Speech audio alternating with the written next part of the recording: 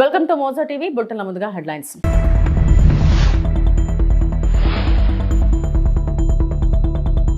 ఏ బిల్లును ఇష్టారాజ్యంగా మార్చకూడదు, ప్రియాంక గాంధీ.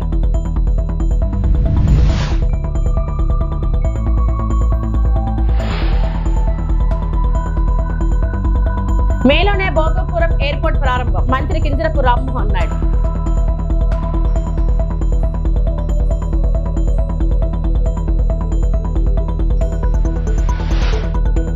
భవానీపురంలో బాధిత కుటుంబాలను పరామర్శించిన వైఎస్ జగన్.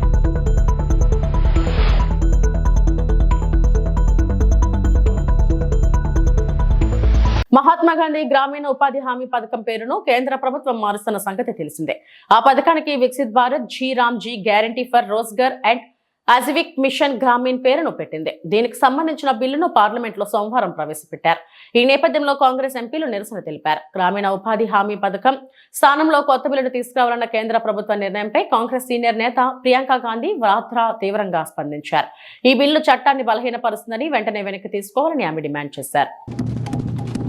ये एक इतना क्रांतिकारी कानून है कि जब इसको बनाया गया तो सदन के सभी राजनीतिक दलों ने इससे पूरी सहमति दी। इसके द्वारा 100 दिन का रोजगार इस देश के गरीब से गरीब लोगों को मिलता है, हमारे गरीब से गरीब भाई बहनों को। हम सब जनप्रतिनिधि हैं महोदय, जब हम अपने अपने क्षेत्रों में जाते हैं, आप भी जानते हैं, दूर दूर से हमें दिख जाता है कि मनरेगा का कौन मजदूर है। सबसे गरीब होता है, चेहरे पे झुर्रियाँ होती हैं, हाथ मिलाए तो सर हाथ पत्थरों की तरह। हाँ सर मैं कर रही हूँ, पहुँच रही हूँ, हाँ मुझे पहुँचने दीजिए। एक मिनट लूंगी, मुझे पहुँचने दीजिए। सर उनके हाथ पत्थरों की तरह कठोर होते हैं क्योंकि इतनी मजदूरी करते हैं। तो सर मेरा जो इस बिल पर ऑब्जेक्शन है, सर ये जो कानून है इसके तहत हमारे गरीब भाई बहनों को जो रोजगार की कानूनी गारंटी मिलती है, जो अधिकार मिलता है, वह इस योजना में मांग के आधार पर संचालित होता है। मतलब जहां जहां रोजगार की मांग है वहां इस योजना द्वारा 100 दिनों का रोजगार अनिवार्य है, देना अनिवार्य है। इसके साथ साथ केंद्र से इसके लिए जो पूंजी जाती है वो भी मांग पर आधारित होती है। यानी कि इस योजना के लिए जितने पैसे जहां भेजने हैं, कितने भेजने हैं, वह जमीनी परिस्थितियों पर आधारित होता है और मांग के आधार पर निर्धारित होता है।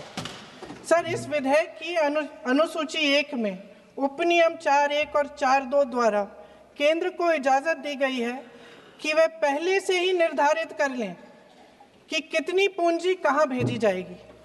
इससे संविधान के 73वें संविधान संशोधन को नजरअंदाज किया जा रहा है। सर महोदय, इसके जरिए ग्राम सभाओं को इस योजना की मांग की जमीनी परिस्थितियों के आधार पर तय करने का पूरा अधिकार दिया जाता था। आज वो अधिकार कमजोर किया जा रहा है।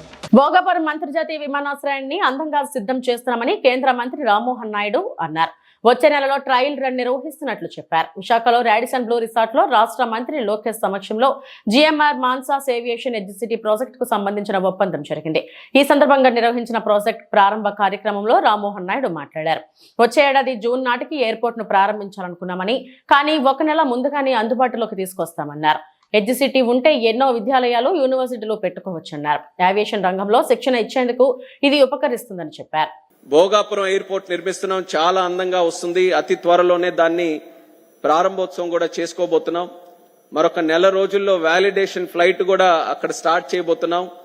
దానితో పాటు జూన్ మాసానికి పెట్టుకున్నాం, కానీ నేను మళ్ళీ చెప్పాను, వీలైతే ఇంకో నెల ముందే ఆ ఎయిర్పోర్ట్ ను కూడా ప్రారంభించాలని రాజుగారు కూడా ఈ సందర్భంగా మరొకసారి గుర్తు చేస్తున్నాను. అలాగే దానితో పాటు ఒక ఎడ్యుకేషన్ కి సంబంధించి ఒక యూనివర్సిటీ ఏర్పాటు చేయాలని ముందు మనకున్న ఆలోచన. కానీ ఆలోచనలో అందరూ కూడా సమిష్టిగా దాని మీద మంతనం చేసిన తర్వాత ఎయిర్ క్రాఫ్ట్ ఫ్లీట్ ని మనం పెంచుతున్నాం. ఏవియేషన్ కి సంబంధించినటువంటి అనేక వెక్టర్స్ లో మనం అన్ని గ్రోత్ ఈ రోజు ఇచ్చేస్తున్నాం. ఇంత ఇన్ఫ్రాస్ట్రక్చర్ క్రియేట్ చేసిన తర్వాత అవసరమైనటువంటిది ఏంటంటే స్కిల్ ఉన్నటువంటి జనాభా కావాలి, అందులో పనిచేసే వ్యక్తులు కావాలి. అది జరగాలనంటే అంత కెపాసిటీతో మనం ట్రైనింగ్ చేయించుకోవాలి. ఈరోజు మినిస్టర్గా వాస్తవంగా చెప్తున్నాను, ట్రైనింగ్ కెపాసిటీ ఇంకా మెరుగుపడాల్సినటువంటి అవసరం మన దేశంలో ఉంది. ఈరోజు ఆంధ్రప్రదేశ్ రాష్ట్రం అది లీడ్ తీసుకొని ఈ యొక్క కేంద్రం పెట్టడం వల్ల ఈ రోజు ఉన్నటువంటి డిమాండే కాకుండా రేపు రాబోతున్నటువంటి డిమాండ్కి కూడా అడ్రస్ చేయడానికి ఇది చాలా చక్కగా ఉపయోగపడుతుందని నేను కూడా నమ్ముతున్నాను.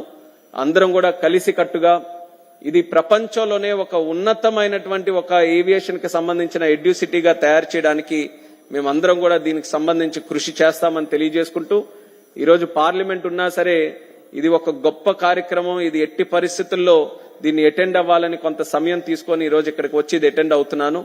ఇది అయిన వెంటనే మళ్ళీ పార్లమెంట్ కూడా వెళ్ళి అటెండ్ అవ్వాలి. కానీ ఇది ఎప్పటికైనా సరే ఒక ఉత్తరాంధ్రలో ఒక ప్రముఖమైనటువంటి ఆర్గనైజేషన్ గా, ఒక సంస్థగా ఖచ్చితంగా ఇది ఉండిపోతుంది. ఆ నమ్మకంతో అందరూ కూడా దీనికి సంబంధించి ఏ అవకాశం ఉన్నా అందరూ కూడా అసోసియేట్ అయి మీ తాలూకా ఆశీస్సులు, మీ తాలూకా సహకారం ఎల్లప్పుడూ కూడా ఈ ఎడ్యూసిటీకి అందించాలని మరొకసారి సందర్భంగా కోరుకుంటూ, చంద్రబాబు పాలనలో ఉత్తరాంధ్రకు మహర్దశ పట్టిందని స్పీకర్ అయ్యన్న పాత్రుడు అన్నారు. విశాఖలో జీఎంఆర్ మాన్సాస్ ఏవియేషన్ ఎడ్యూసిటీ ఒప్పంద కార్యక్రమంలో అయ్యన్న పాత్రుడు పాల్గొని మాట్లాడారు. ఇన్నేళ్లుగా వెనుకబడిందని చెప్పుకుంటూ వచ్చిన ఉత్తరాంధ్రకు మహర్దశ పట్టిందని తెలిపారు. ఉత్తరాంధ్రకు ఎన్టీఆర్ గుర్తింపు తెస్తే అభివృద్ధి మాత్రం చంద్రబాబు హయాంలో జరుగుతుందని చెప్పారు. అభివృద్ధి ప్రణాళికల అమల్లో చంద్రబాబే నిద్రపోనివ్వరంటే ఇప్పుడు లోకేష్ అసలే పడుకోనివ్వడం లేదన్నారు. పార్టీలు రాజకీయాల కోసం అభివృద్ధిని అడ్డుకోవడం సరైన విధానం కాదని వ్యాఖ్యానించారు. రామారావు గారి టైంలో ఉత్తరాంధ్రకి గుర్తింపు వచ్చింది. చంద్రబాబు నాయుడు గారు వచ్చిన తర్వాత ఉత్తరాంధ్రకి అప్పటి నుంచి చెప్తూనే ఉత్తరాంధ్ర డెవలప్ అవ్వాలని వాళ్ళు చెప్తూనే ఉన్నారు. ఈ చెప్పిన మాట ప్రకారంగా వీళ్ళు చూస్తే ఇప్పుడు గంటా శ్రీనివాసరావు గారు చెప్పారు, మాట్లాడుతూ విన్నారు నేను అందరూ కూడా. ఎన్ని కార్యక్రమాలు అండి ఈ 2 yearsలో, రాత్రి పగలు కష్టపడి అనేక కార్యక్రమాలు తీసుకొస్తూ ఉంటే చంద్రబాబు నాయుడు గారు అతను నిద్రపోవడం, మమ్మల్ని నిద్రపోవనివ్వడం. ఇప్పుడు లోకేష్ గారు బయలుదేరారు మళ్ళీ. ఇప్పుడు అతనే నిద్రపోవనివ్వట్లేదు, ఇతను మరీ నిద్రపోవనివ్వట్లేదు. అంచేత ఏదైనా ఈ రాష్ట్రాన్ని అభివృద్ధి చేయాలి. ఈ అభివృద్ధి చెందిన తర్వాత ఈ రాష్ట్రంలో వచ్చిన ఫలితాలని రాబోయే తరం వారికి అందించాలనేది ఏకైక లక్ష్యంతో ఈ కూటమి ప్రభుత్వం పనిచేస్తుంది. దానికి మోడీ గారి సహకారం కూడా మనకు ఉంది. అంచేత పనిచేస్తున్న నాయకులకు అండగా ఉండవలసిన బాధ్యత కూడా ప్రజలకు ఉంది.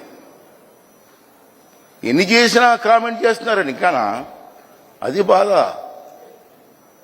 ముందుకు వెళ్ళడానికి ఎన్నో ఆటంకాలు తీసుకొస్తున్నారు. ఇది పద్ధతి కాదు.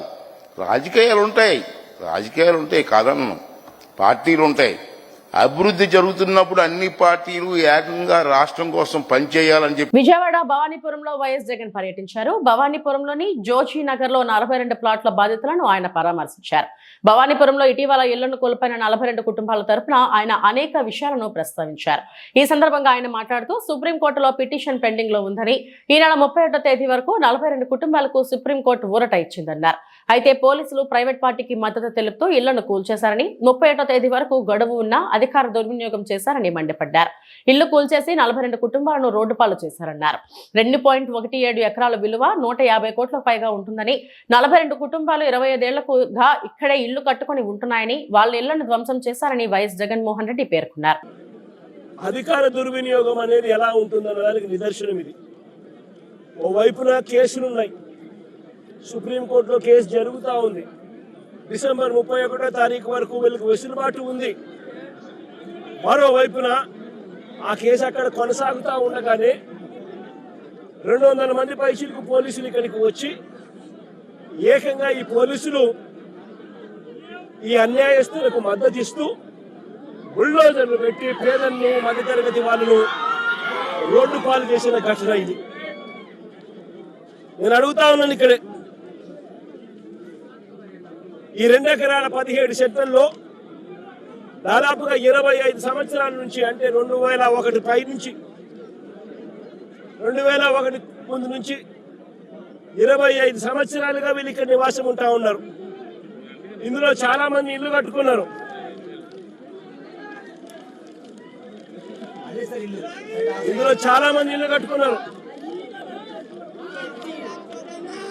ఈ ఇంటికి సంబంధించి, ఈ ఇళ్లకు సంబంధించి Vijayawada municipal corporation building plan approvals ఇచ్చినారు. విజయవాడ మున్సిపల్ కార్పొరేషన్ వారు బిల్డింగ్ ప్లాన్స్ అప్రూవల్ ఇచ్చినారు. ఈ ఇళ్లకు కరెంట్ కనెక్షన్ ఇచ్చినారు, డ్రైనేజ్ కనెక్షన్ ఇచ్చినారు. ఈ ఇంటికి అన్ని రకాల అనుమతులతో పాటు ప్లాన్ అప్రూవల్ చేసి విజయవాడ మున్సిపల్ కార్పొరేషన్ వాళ్ళు వీళ్ళు ఇల్లు కట్టుకుంటా ఉంటే ఇళ్ళకు కూడా ప్లాన్ అప్రూవల్ శాంక్షన్ చేసి స్టాంప్ వేసినారు. మరోవైపున బ్యాంకులు వాళ్ళ డ్యూ డెలిజెన్స్ పూర్తి చేసి వీళ్ళందరికీ లోన్లు కూడా ఇచ్చినారు. ఇక్కడ ఉన్న వాళ్ళు దాదాపుగా ఒక్కొక్కరు 20 లక్షలు 25 లక్షల రూపాయలు పైన ప్లాన్స్ ఎలా ఇచ్చారో అని అడుగుతా ఉన్నా. స్థలాలు వేరొకరివే అయితే ఈ ఇళ్లకు కరెంటు, డ్రైనేజు, ఇతర కనెక్షన్స్ అన్ని ఎలా ఇచ్చారో అని అడుగుతా ఉన్నా. వేరొకరిదే ఈ స్థలం అయితే వీటికి ఇక్కడ ఉన్న వాళ్లకు బ్యాంకు లోన్లు ఎలా ఇచ్చారో అని అడుగుతా ఉన్నా. రిజిస్ట్రేషన్లు చేశారు, బిల్డింగ్ ప్లాన్ అప్రూవల్స్ ఇచ్చారు, అన్ని రకాల పర్మిషన్స్ ఇచ్చినారు. చివరికి వీరికి బ్యాంకులు వాళ్ళు లోన్లు కూడా ఇచ్చాయి వాళ్ళ డ్యూ డెలిజెన్స్ పూర్తి చేసి.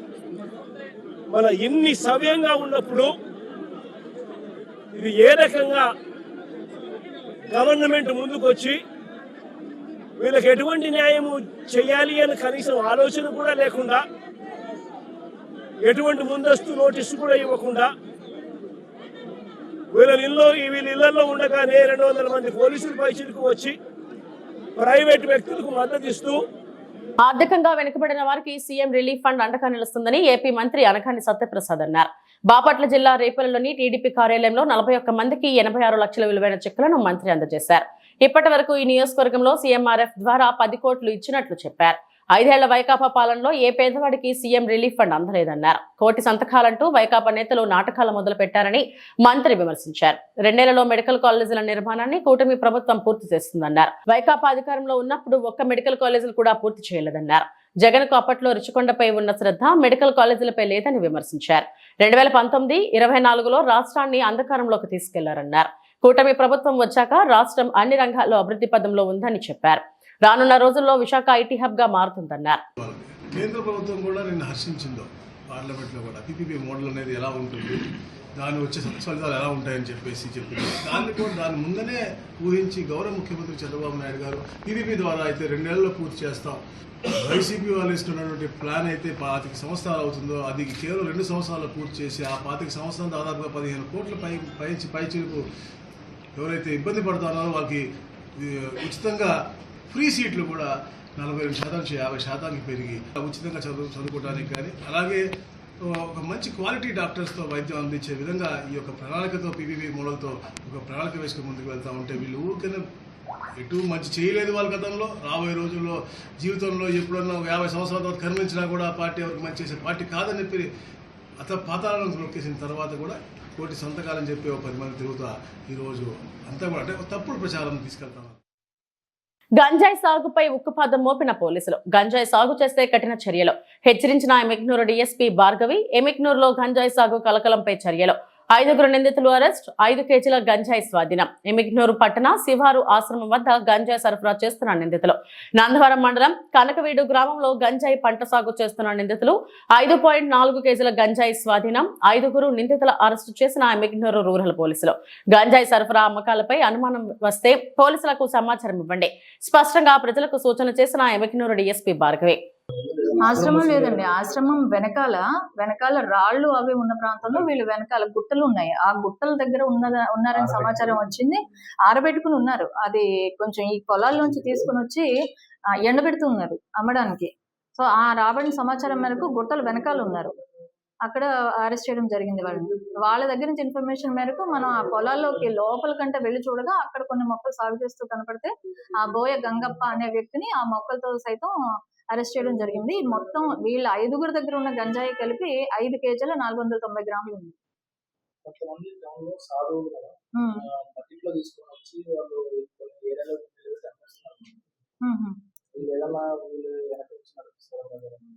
ఇప్పుడు మేము గురుదత్త ఆశ్రమంలో కూడా వాళ్ళందరినీ కూడా ఎంక్వైరీ చేసి అక్కడ కూడా చూడడం జరిగిందండి. అక్కడైతే అటువంటి వాతావరణం అయితే లేదు.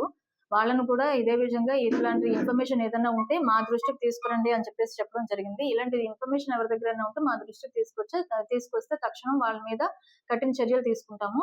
గంజాయి సాగు చేసే వాళ్ళని, కన్జ్యూమ్ చేసే వాళ్ళని కూడా ఎవరిని కూడా మనం ఉపేక్షించేది లేదు. ఎవరిదైనా ఇన్ఫర్మేషన్ ఉంటే మా దృష్టికి తీసుకొచ్చి మేము ఖచ్చితంగా యాక్షన్ తీసుకుంటాము. కామారెడ్డి జిల్లాలో బీఆర్ఎస్ సర్పంచ్ అభ్యర్థి బాలరాజు కుటుంబంపై కాంగ్రెస్ నేతలు విచక్షణారహితంగా దాడికి పాల్పడ్డారని మాజీ మంత్రి కేటీఆర్ అన్నారు. సోమవారం ఎల్లారెడ్డి మండలం సోమర్పేటలో జరిగిన ఘటనపై మీడియాతో ఆయన మాట్లాడారు. సర్పంచ్ ఎన్నికల్లో తీవ్ర పోటీ జరిగింది. అందులో బాలరాజు స్వల్ప తేడాతో ఓడిపోయారు. ఇంటి వద్ద ఉన్న బాలరాజు అతడి కుటుంబ సభ్యులను ట్రాక్టర్ ఢీకొట్టారు. ఈ విషయాన్ని కామారెడ్డి ఎస్పీకి ఫోన్ చేసి మాట్లాడారు. బాధ్యులపై పోలీసులు కేసు నమోదు చేయడం లేదు. పోలీసులకు జీతాలు ప్రజల సొమ్ము నుంచి చెల్లిస్తున్నారు. కాంగ్రెస్ నేతలు ఇవ్వడం లేదనే సంగతి వారు గుర్తుంచుకోవాలి. పోలీసులు తీరు మార్చుకోకపోతే మేము తిరుగుబాటడం ఖాయం.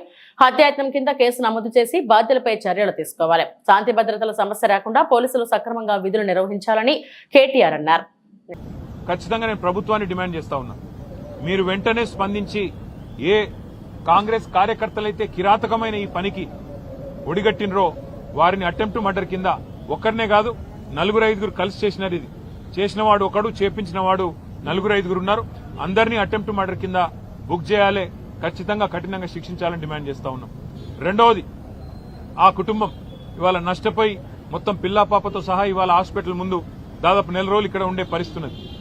మొత్తం వైద్యానికి సంబంధించి మరి పార్టీ పరంగా మేము చూసుకుంటాము, కానీ ప్రభుత్వం కూడా ఆ కుటుంబానికి ఖచ్చితంగా సహాయం చేయాలి, నష్టపరిహారం ఇవ్వాలని చెప్పి కూడా మేము డిమాండ్ చేస్తా ఉన్నాం.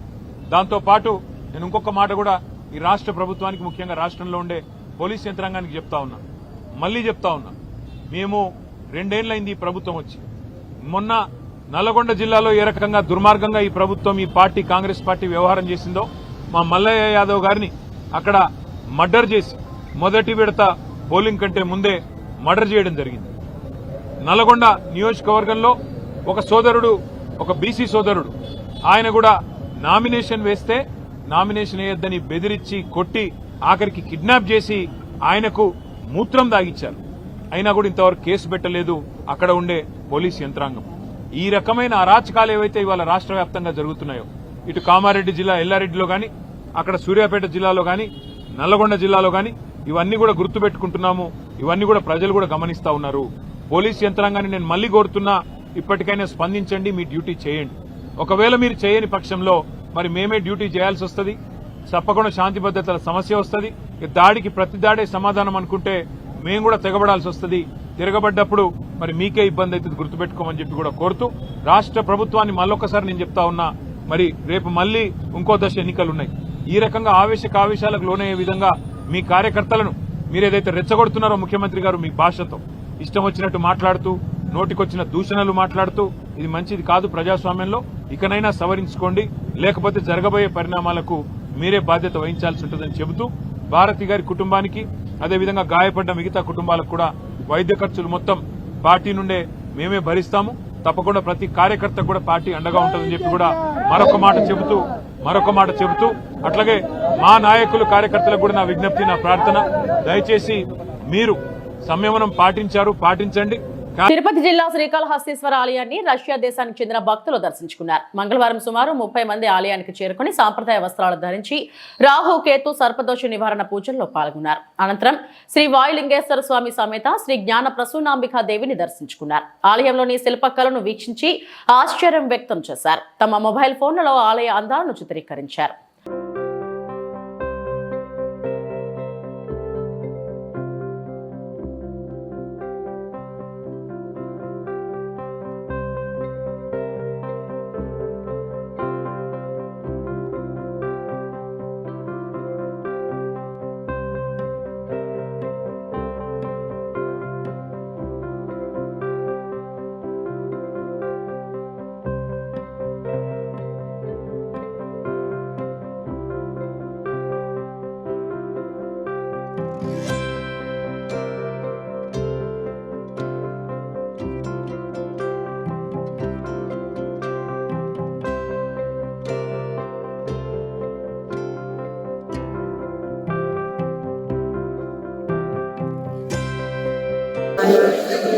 so grateful to be welcomed by Swami Vivekananda, to have an ability to connect with the divine, to touch them, to receive the blessings. Thank you so much for inviting us with so much love.